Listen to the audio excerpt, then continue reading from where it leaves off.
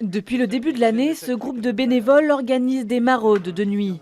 Particularité, nous sommes à Calais, 3 mois après le démantèlement de la jungle. Mais tu sais qu'il y a un secteur où il y a plus de chances qu'il y en ait. Ouais. J'ai un parcours de maraude, ouais. Ils constatent les premiers retours de migrants depuis le démantèlement du camp de fortune. Ils sont des dizaines, beaucoup sont seulement de passage. Ils leur apportent de quoi manger et se couvrir. Ah, il y en a pas mal qui dorment dans la rue, ils se cachent pour échapper à la police. On parle de squat aussi, mais on n'a pas d'éléments là-dessus. Il y a certainement à proximité de Calais aussi des gens qui dorment dans des bois, on faisait attention à se cachant. Donc voilà, ils sont peu visibles.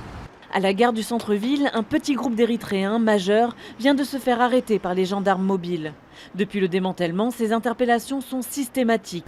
Au même moment, 2 autres Érythréens mineurs s'approchent des bénévoles, boivent un thé. Ok, you don't need shots. Non. Parmi les migrants croisés à Calais, l'essentiel sont mineurs. Près de la rocade portuaire, les bénévoles croisent un jeune Érythréen, prennent rapidement ses coordonnées.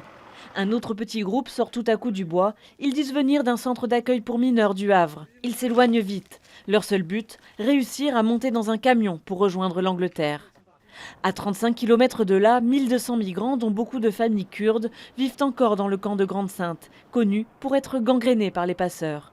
Un camp financé par des fonds publics. Son avenir est incertain. Aucune idée pour l'instant. La projection, nous on a une convention qui se termine fin mars, mais avec des possibilités d'évolution, de reconduite éventuelle.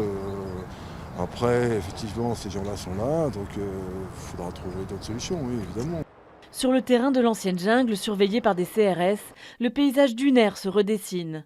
Jusqu'à 10 000 migrants y ont vécu dans des conditions très précaires. La mairie veut restaurer le site et interdit désormais à toute personne d'y pénétrer.